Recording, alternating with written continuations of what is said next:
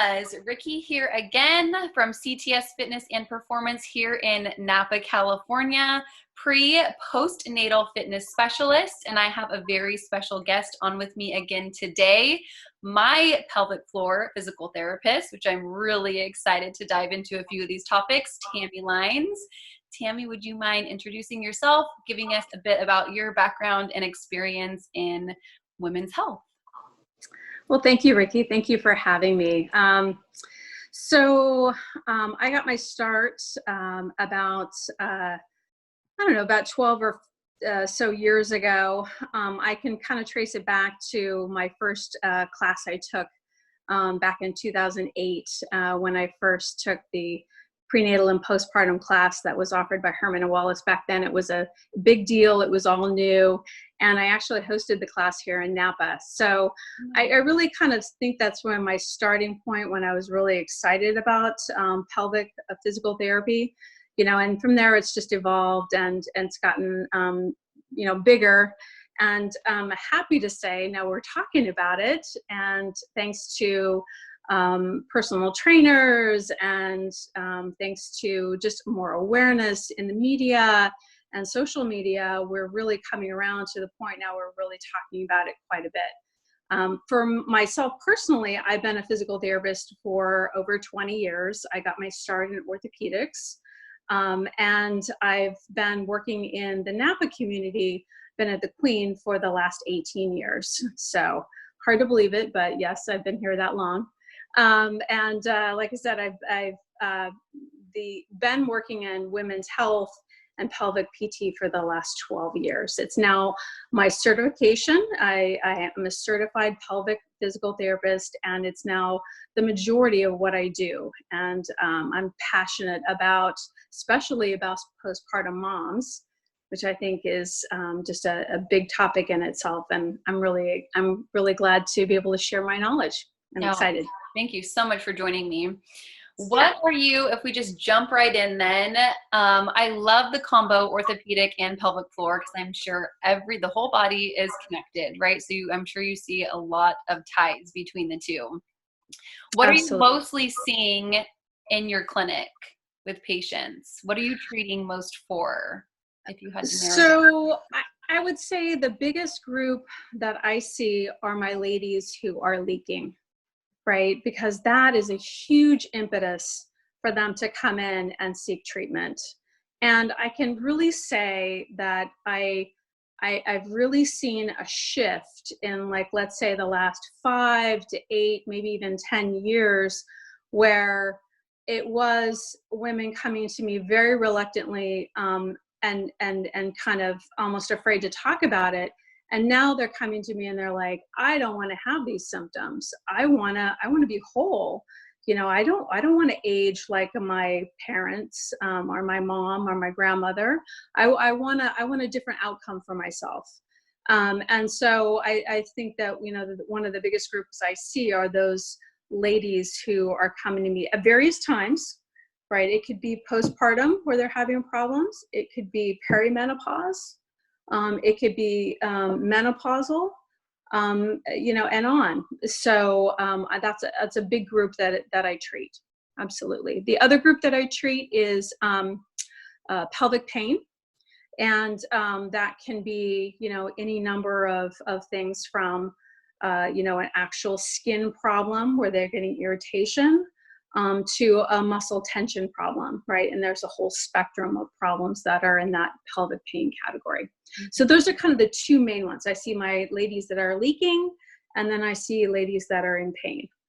Mm-hmm. Absolutely.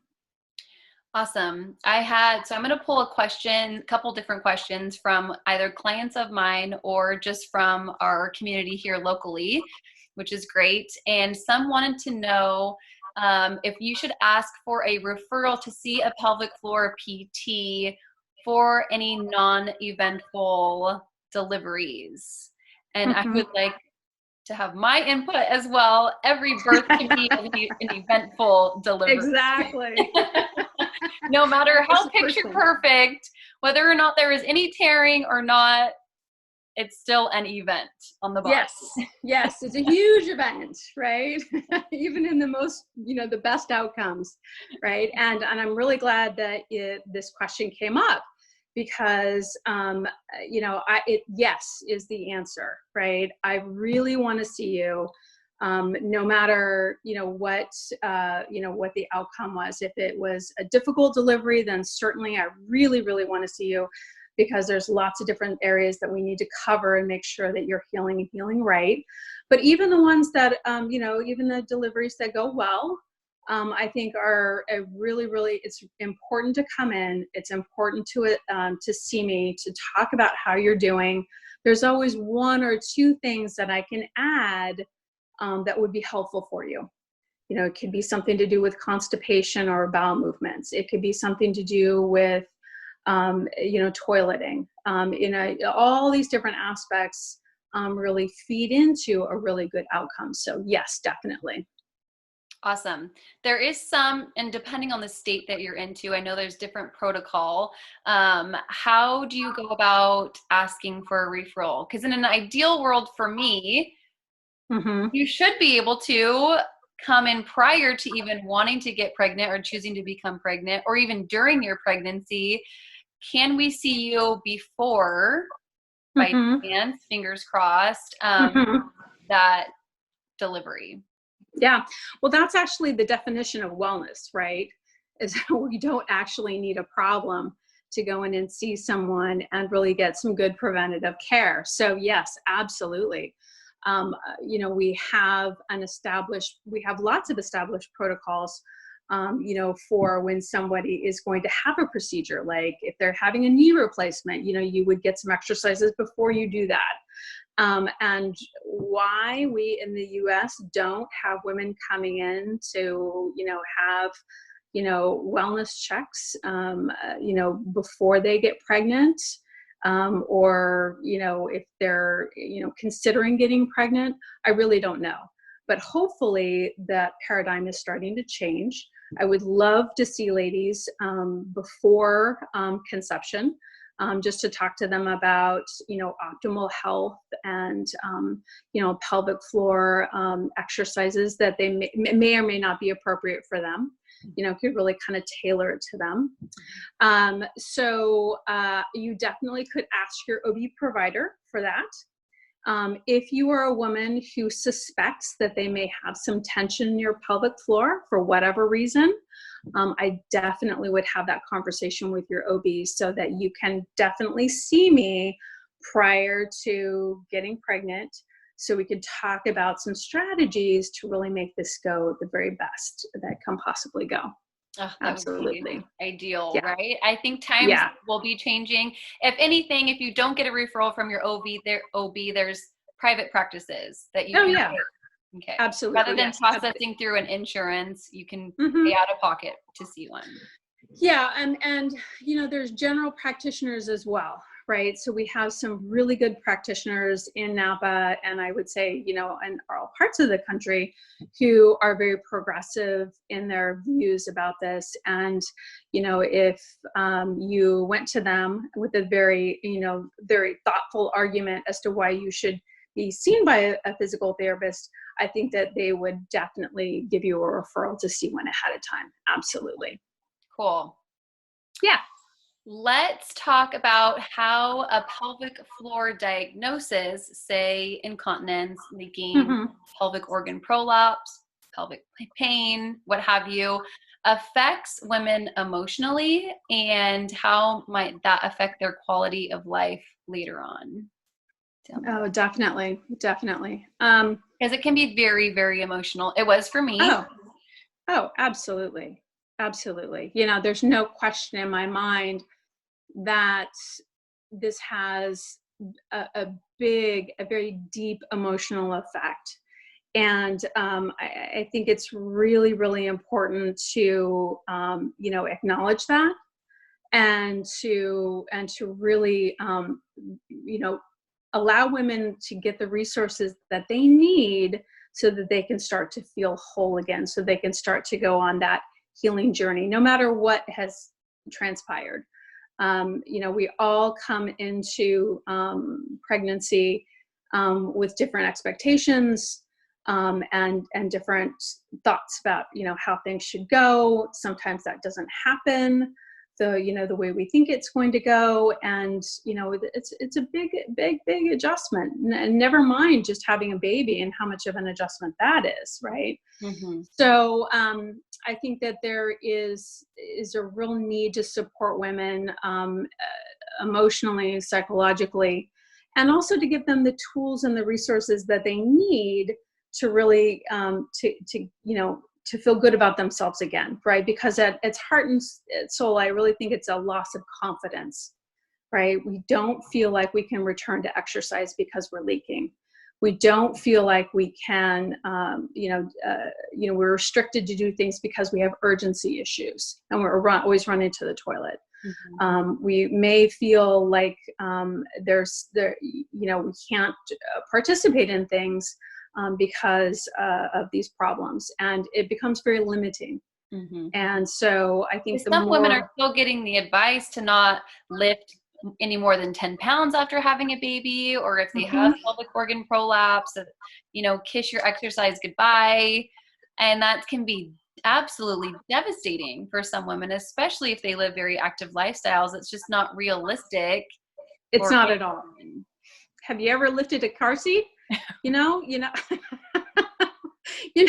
This idea that we're not supposed to pick up anything that's over 10 pounds. Have you lifted a kid before, a baby? Or is it very, they're very heavy. So yes, I think it's completely unrealistic, given our busy lifestyles and the things that we're required to do. The emotional implications of some of these things are just huge. So again,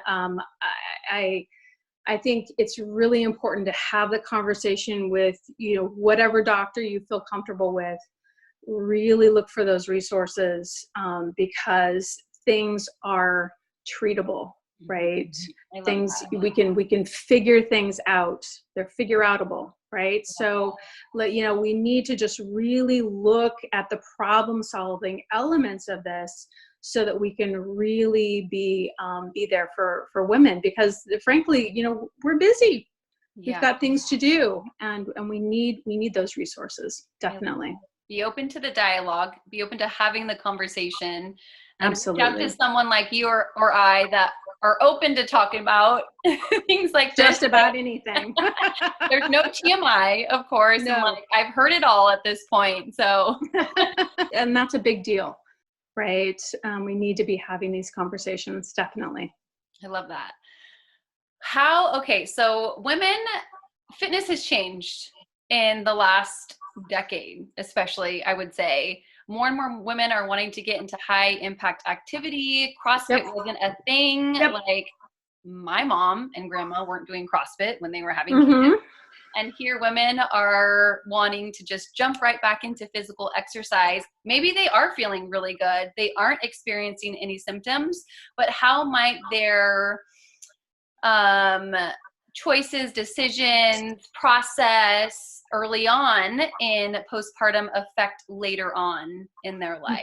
So we're talking getting into menopause, where everything might seem fine now, but then symptoms may arise later. Can you talk about that a little bit? Yeah, no, absolutely. So, and this is a lot of what I see, right? So, you can be doing really well after delivery or multiple deliveries. And then, later in life, as your hormones start to shift, right? So think late 40s, early 50s, you start getting to that perimenopausal time, or maybe even earlier for some women, there's a huge spectrum there. But definitely as you get into that menopausal time, that loss of estrogen, or hormones in general, both progesterone and estrogen and testosterone, will decrease. And it really, some of those problems will come up. So if there's been an underlying weakness in your pelvic floor muscles, it certainly it could be exacerbated, when your hormones drop. And you could start to see some of those problems as you get a little bit older, right? And then if you throw in there that you've been doing some CrossFit or maybe just weight training. And you've been, holding your breath, you've been bearing down, maybe you've gotten into some habits that put a little extra pressure on those muscles, it can be problematic.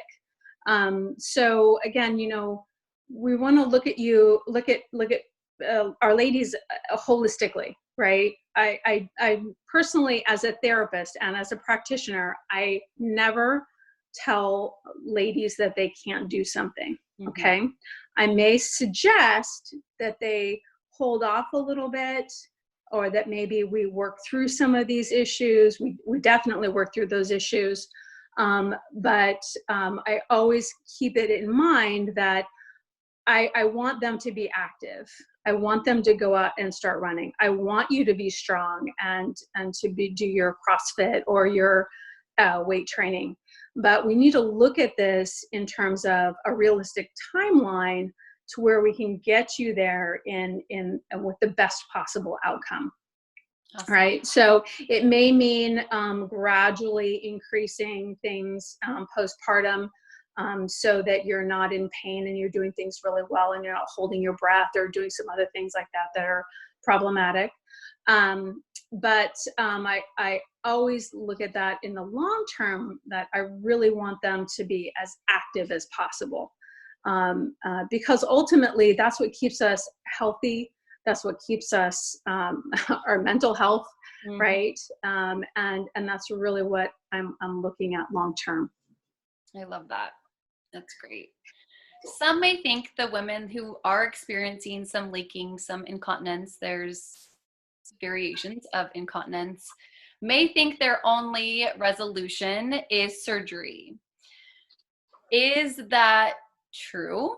Or are there other options we can be considering? Now, I know there are extreme cases and surgery may be the best option for some people, but for a majority of others, can it be healed? Can it be treated? So, can it be managed? The latest recommendations from the NHS that's in the UK is that pelvic surgeries, meaning, prolapse surgeries, should be a surgery of last resort. And I really feel like our own association, ACOG, is going to come out very soon, and that's going to be the standard in care here in the US as well. Frankly, we know that mesh doesn't work for all people. And in fact, it has some real downsides, because we have problems with mesh erosion and, failures and all the rest of that. We don't know exactly why, but we do know that certain groups are more at risk for that. And, the bottom line on prolapse surgery is that it only lasts 10 years. I think this is something that we really need to be completely transparent about, is that these surgeries don't last that long, and they, in many, many cases, are not terribly effective. So, as in the UK, their recommendations were that conservative treatment was the standard.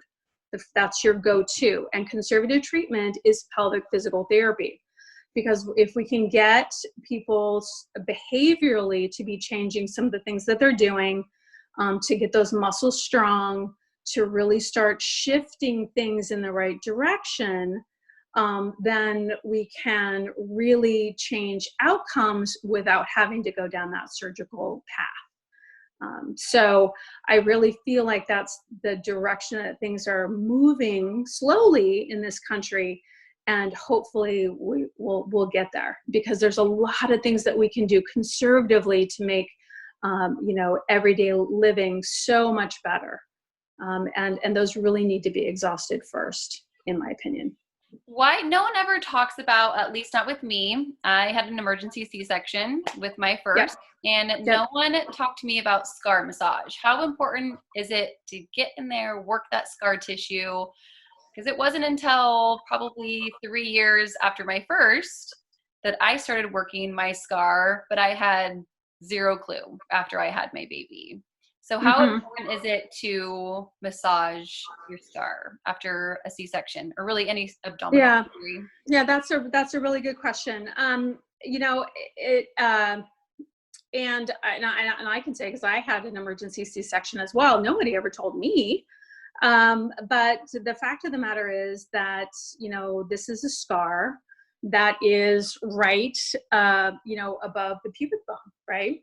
And so we know from the model, you know, if your scar is right here, right, our bladder sits right behind that area. You can't see, they're right there. Okay. So if you have a scar that goes across this area, it's going to restrict the movement of this area, and it can impact our bladder, right? So our abdominal area in the front needs to expand. Let's say if we have a full bladder, right, it needs to expand a little bit, right, to accommodate that. And if you have a really tight scar, and some women scar more than others, and have a really difficult time with it, if that area is not able to expand, it can really affect how your bladder functions, meaning that you can have, you know, the possibility for some, you know, difficulty with filling, right, and that being really, really uncomfortable. So we really want to make sure that that area is moving so that we get that, you know, again, distension there that we need it from time to time. Think, you know, if your, you know, bladder needs to fill up because you can't, you know, you're in line waiting, you know, we all have those moments, right? And we need to have that distension so that we can accommodate that. If that's not happening, then that can be really uncomfortable and even painful at times. I was just going to say, have you noticed ever, is it common for tissues, scar tissue, to start adhesing to other organs or tissues and creating not just pelvic pain, but it could be any pain, right? Neck pain. Could that be associated with that? Absolutely. So I think that if you have, you know, tension, you know, that tension will affect how that abdominal wall feels. And it can definitely affect, you know, how your entire abdomen feels, frankly. You know, it can lead to some other issues there. So again, it's like anything, you know, if you had a scar on your leg, right, we would want to make sure that we address that scar to make sure that, you know, it didn't restrict your movement and it doesn't restrict your ability to contract that muscle. And it's the same idea for the abdomen. We really want to make sure that we have good mobility. You know, our organs are right there. They need to move. And when things don't move, it has a potential for being painful. Such great information. I love it. Yeah. Okay, we talked about distension. This is a big, big topic for women, especially mothers that feel like they're pressured to lose the baby weight, or they do not like the way their tummy looks post-baby. And so we suck in often. We try to keep everything contained. We're trying to fit into a tight pair of jeans. We're just chronically contracting in our abdomen all the time. So how does that affect tight clothes, sucking in all the time, affect core and pelvic floor function? Yeah, this is a real problem. You know, I cannot tell you how many times I work with women, specifically women who, you know, may be starting to get pain, right? You know, all of that tension will feed into your pelvic floor muscles and can definitely lead to, you know, the potential for tension in that area.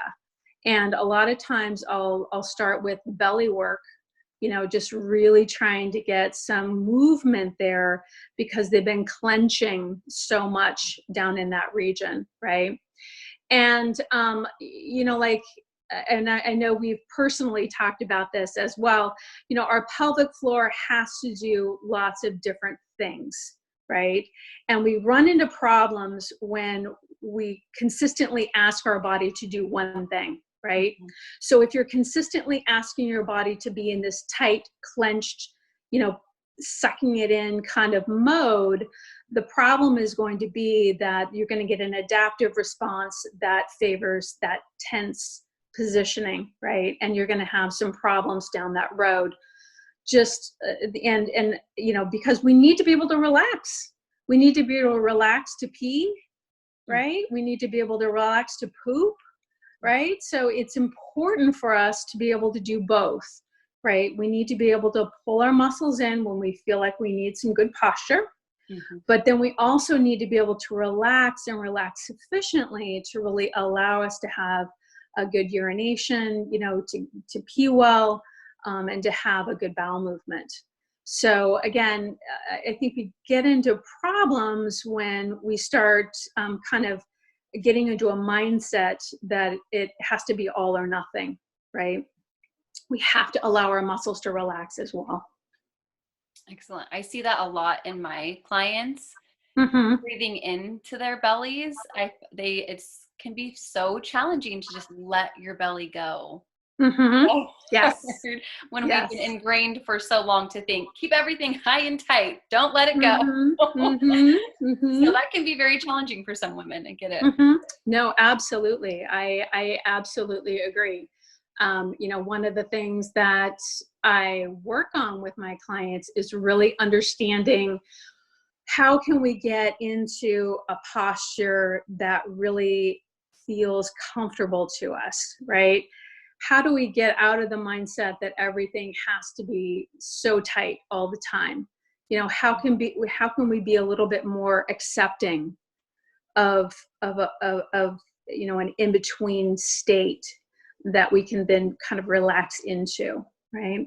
And that's a challenge. That is a real challenge. Absolutely. That leads us into another topic that kind of blew my mind when I dove into this, because I never even really crossed my mind, but having a hypertonic pelvic floor, or a pelvic floor holding a lot of tension, what does that even mean? How does that happen?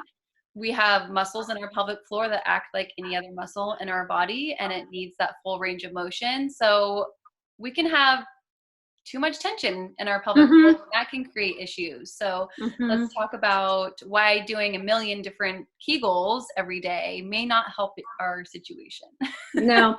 And in fact, if you suspect that you have tension in your pelvic floor, you know, doing Kegels is not what you want to do, right? It's really it's facilitating that tension when we really want to explore that letting go part, right? So yeah, you know, and basically what we need to do with our pelvic floor, here we go, is our pelvic floor muscles, they need to be able to drop down, right? So they need to be able to relax. This whole entire thing needs to be able to let go.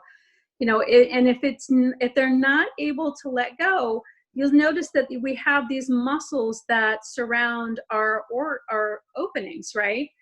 If these muscles are held really tightly, it affects how we are going to eliminate. You know, if we can't relax, we're not going to be able to have a really good bowel movement. If we're not able to relax the muscles up by the urethra, we're not going to be able to pee really well.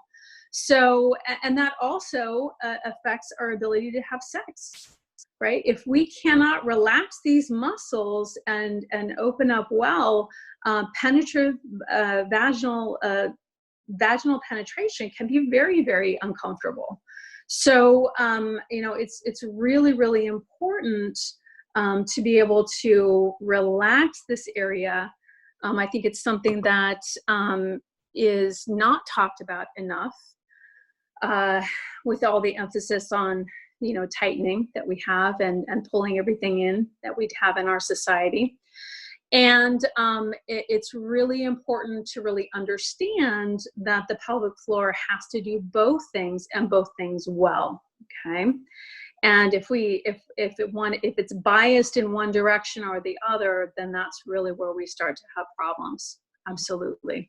And I think there may be an assumption between a tight pelvic floor is a strong pelvic floor, but that's not necessarily the same thing. No, absolutely not. And my analogy to that is, think about if you tried to keep your fist clenched all day, right? So eventually these muscles would get so tired and you would just be so fatigued that you would just, let go, right? And also think about the lack of blood flow into that area because of that tension, right? So then you start to get problems with muscle function because you're not having really good blood flow into that area. So no, tension in these muscles is not a good idea for that reason alone. And also because it's that when you're tight or intense, our muscle is less able to respond, right? It's less able to contract because it's already in a contracted position. Mm-hmm. So what you're asking it to do, it's not going to be able to do. And so that's why it's really important to have that middle ground to be able to both contract our muscle well and also to let it go when we really need to let it go. I love that. Because a lot of times I want to make this connection for some moms is that let's use leaking for an example. It's not necessarily that you may have a weak pelvic floor, or maybe you do because there is so much tension, but the responsiveness is important. So if there's no mobility, or because the pelvic floor is so dynamic, if it's not moving, then that can contribute to leaking because you're holding tension in your pelvic floor. Absolutely. Right. And it can be adaptive changes. I mean, I've treated women who, were sent to me by a very well-respected physician because she had, quote unquote, a tight pelvic floor. Well, she was tight because she was clenching all the time, right? She was worried. She was upset. She was leaking. She was having urgency. It was, waking her up all night. So there was all of these problems. And yes, her response was to tighten her pelvic floor. But at the end of the day, it wasn't a quote unquote tight pelvic floor. It was her adaptive response to the stress of this entire situation that was really driving that. So I think, we need to get out of our silos and thinking that it's either one or the other. And we need to really start looking holistically at this and just saying, where you're meeting people where they're at, like, where are you at in this process? And how can we untangle this? How can we really unpack this so that you understand, what needs to happen, right? And I think it all starts with that basic understanding that it's not just one or the other. The pelvic floor has to really do both and do both well. Excellent. Love that. We touched on it previously because having tension in our pelvic floor can create painful sex, painful intercourse. This is a huge, huge topic, and we're touching on a lot today. We are. Some big old topics. Because I'll share my story with you because this was after my cesarean, and I'm thinking, why in the world would sex be so painful when I had a cesarean? I didn't even have a vaginal birth. Why? One, we have to, of course, consider stress of a new mother, lack of sleep, hormones. But I do have a question from a client that I wanted to share with you. And maybe we can give her a few tips. So she says, so I'm now 6 months postpartum and sex is still very painful. And every time I do it, I feel that heavy pressure in my vagina the next day or two, like when I wear high heels. So can we troubleshoot a little bit for her? So for one thing, let's just get some broad perspective on this. Okay. So when you're postpartum, or especially early on, most physicians do not recommend any sex for that 6-week period. And then afterwards, depending on, if there was a tear or if you had an episiotomy or whatever, was the outcome of your delivery, they'll kind of tailor that advice as they go. Okay. So the mere fact that, and to be honest, a little bit of pain in that early, postpartum period is probably to be expected. I mean, these are tender tissues, and it's a little bit is probably to be expected, but it shouldn't be persistent, meaning Okay. it shouldn't continue, and it certainly shouldn't continue after you have sex. Okay. So, and the other thing to just kind of throw in there and mention is that, during pregnancy, we're in this high hormone state. And then the moment we deliver, we just drop into this low hormone state. And that can make our tissues really dry. Okay. So when you're looking at sex postpartum, even if there is a really strong sex desire and sex drive, you can still need a little bit of lubricant, okay? Because your tissues just may need a little bit of help, kind of because of that hormone shift, okay? So there's that. So maybe it has to do with some residual dryness that certainly, because if this person is breastfeeding, then of course that dryness may continue a little bit longer, okay? The other thing to consider is if she has if she had a episiotomy, or if she had tearing, there could be some delay in her healing, and she really needs to follow up with her OB on that and make sure that if that is the case, that those tissues are healing and healing well. We wouldn't want this to be caused because of an underlying infection, okay, or something else going on there. So I definitely think a follow-up with her OB is definitely in order, because painful sex 6 months postpartum, it needs to be addressed. The other thing to consider is positions, okay? So there's no TMI. Go Everything's for it. here, right? So it may be helpful for her if she's on top, okay? Because then, if she has control, she can control the depth of penetration, which sounds to me like is a problem, especially if she's still painful, after sex. And she can control the position of the penis inside, so that she can kind of stay away from that area that may be painful, right? So our pelvis has a left and a right side. Very often, one side or another will be a little bit more tender than the other. So if she's on top, she can kind of direct her pressure, her body away from that painful side. And that can be really, really helpful to make that a bit better. What do you suggest for, like, if you did have, or if you naturally hold tension in your pelvic floor, it can be like a mind-body connection thing where we just need to like do some diaphragmatic breathing, let go of some of that tension before, just kind of calm our system down?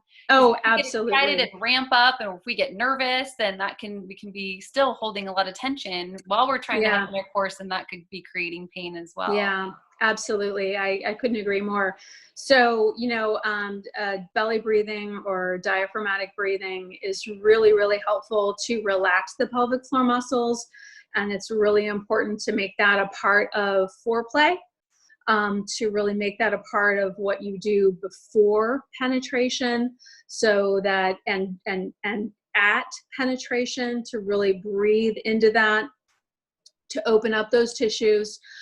Because if we have an anticipatory ability in our brain, right? So if we have an association with sex and pain, right? If that connection has been made, it can be really hard to kind of, step back from that.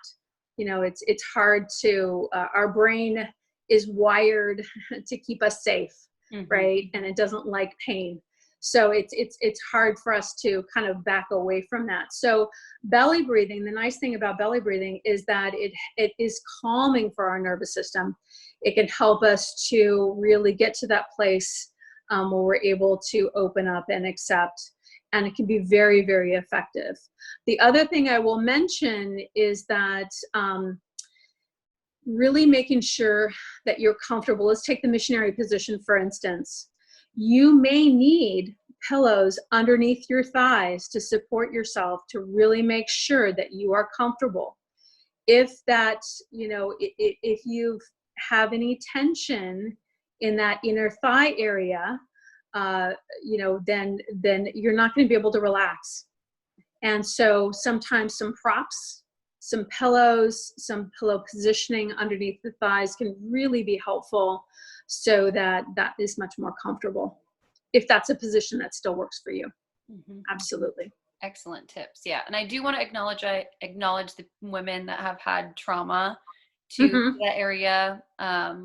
Some births can go unexpected, and there can be a lot of trauma associated to that area. So I do want to make sure that those women are also acknowledged. It can be a very hard thing to Oh, process and to deal absolutely. with. Absolutely. I have treated some women that I consider them to have had post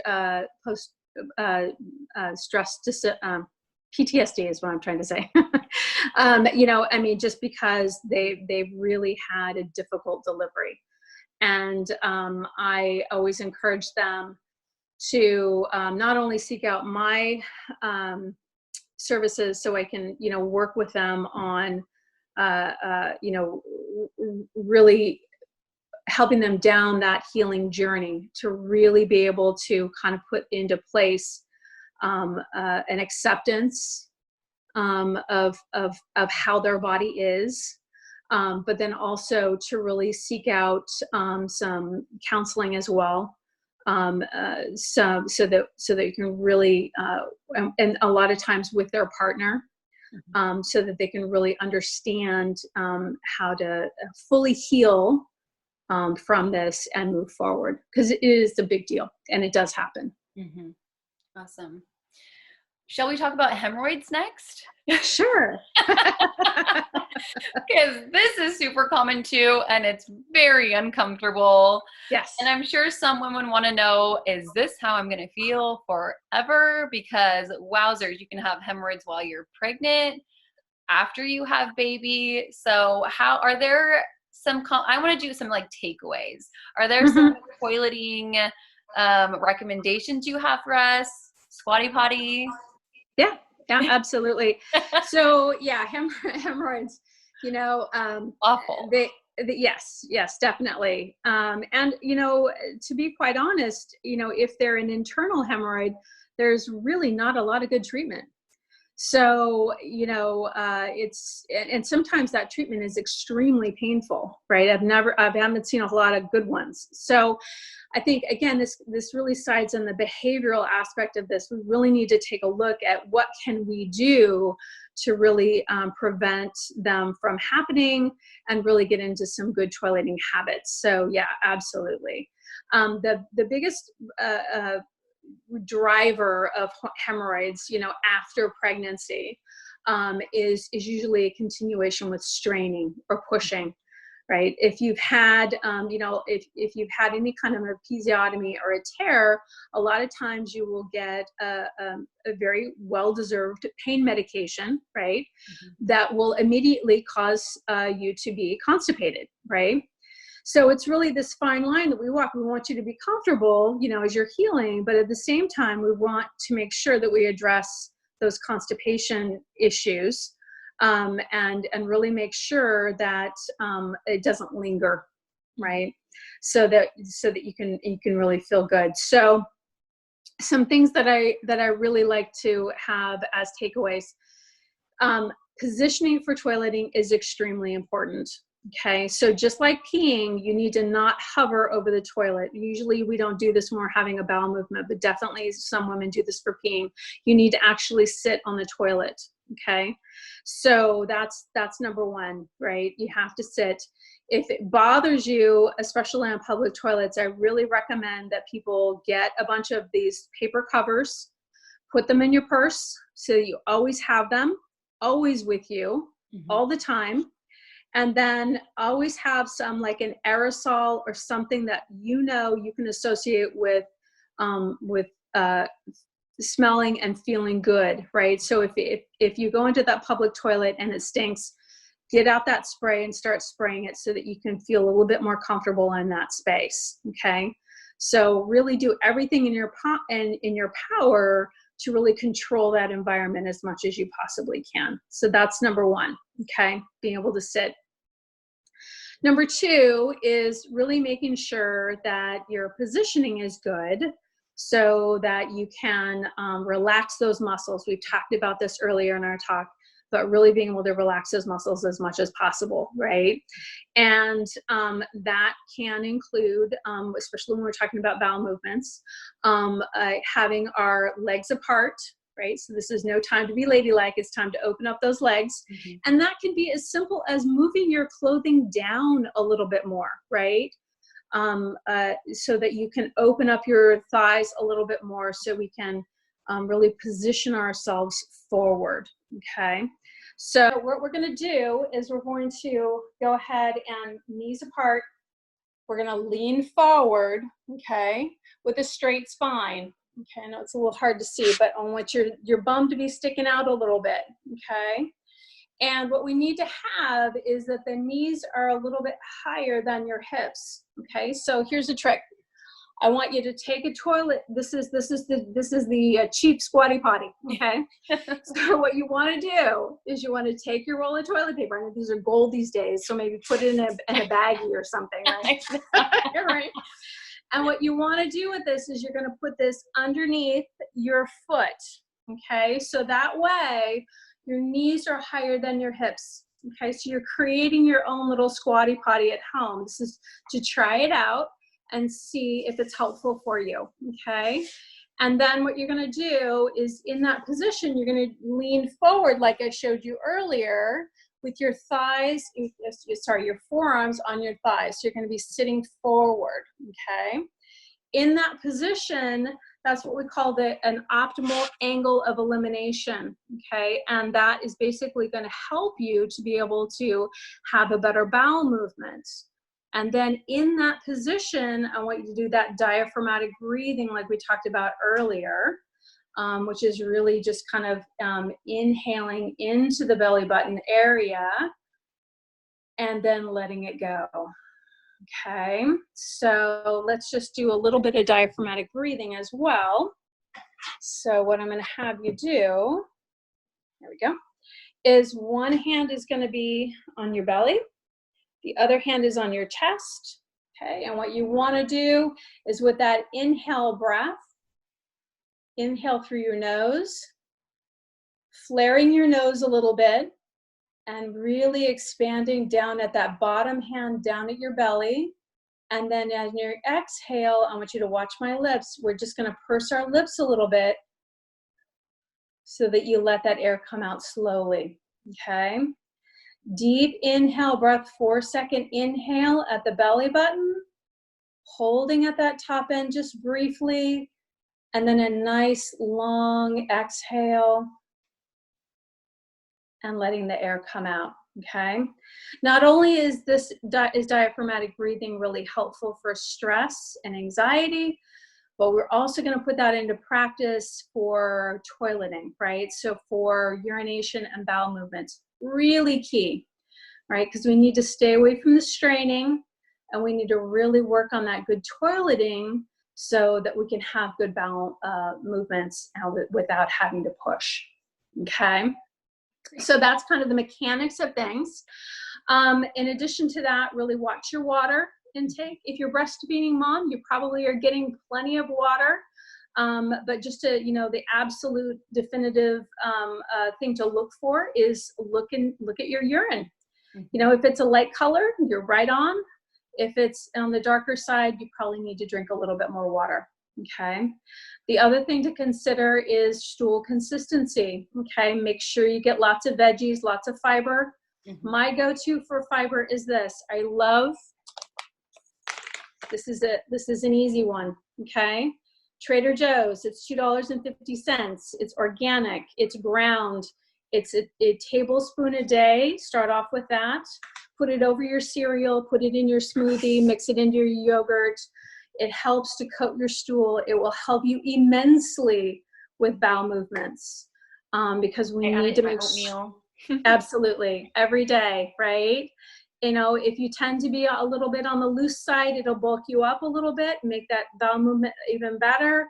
If you tend to be a little bit on the constipated side, it'll make elimination so much better, right? So an easy one, no sugar, right? So there's no issues there with, with sensitivities and all the rest of that. Okay. Great tips. Yeah. Why don't we end with one more question that we got from another mom, which I think may be connected to core pelvic floor health. She said, ever since I had my daughter 2 years ago, I can no longer sleep on my left side or my stomach without really having bad pain. Like my back stiffens up. Not sure it's related to pelvic floor, but I had such bad pelvic pain when pregnant. I'm thinking that's what it could be from.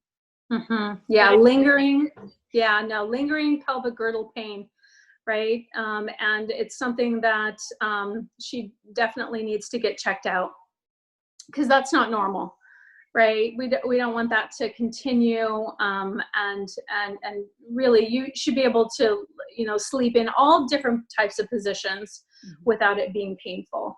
So that's really a holdover from probably what was going on with her during pregnancy, and definitely I would put this in the muscle imbalance category, right?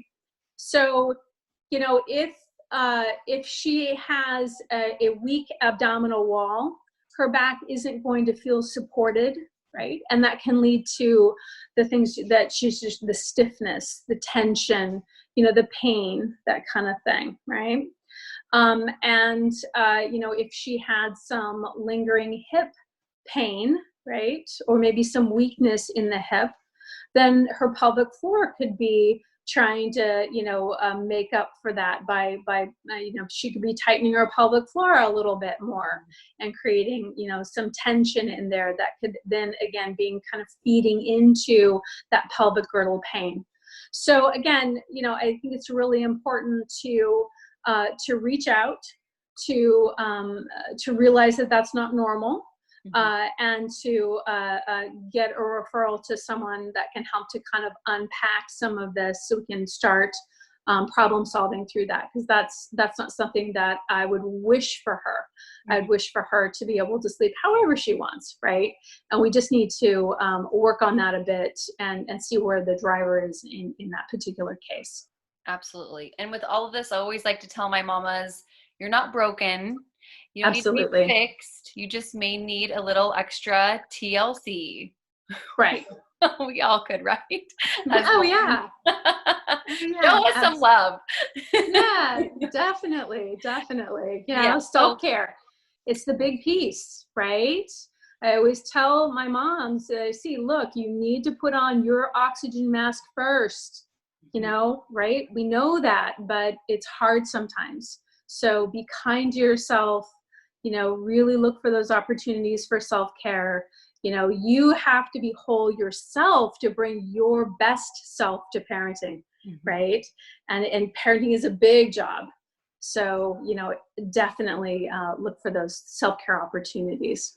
Absolutely. So all the topics that we covered today, know that these do exist. You're not alone in any of it. Many women are dealing with the same things you are, but know that there is also a lot of help.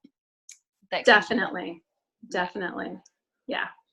So Wonderful. I can't thank you enough for this interview. This was amazing. So much helpful information to just put out to the public, because it's my pleasure. I always end my interviews and say, I wish I would have known. There's so many things I wish I would have known prior to even getting pregnant. So I was prepared for all of this just in case it were to happen. Yeah. But everything for me and my journey in motherhood has been so reactive. And now, my mission is for mothers to be educated and empowered, proactive with their recovery and healing. And so I just want to share as much of this information as I can with as many moms. Yeah. No, I absolutely agree. We're, really helping to redefine wellness, right? Because you're right, we need to not be so reactive, but instead proactive. So wonderful work that you're doing, Ricky. Really appreciate being a part of it. Thank you. Thank you so much. We will chat soon, I am sure. I am sure. All right. Take care. Take care. Bye-bye.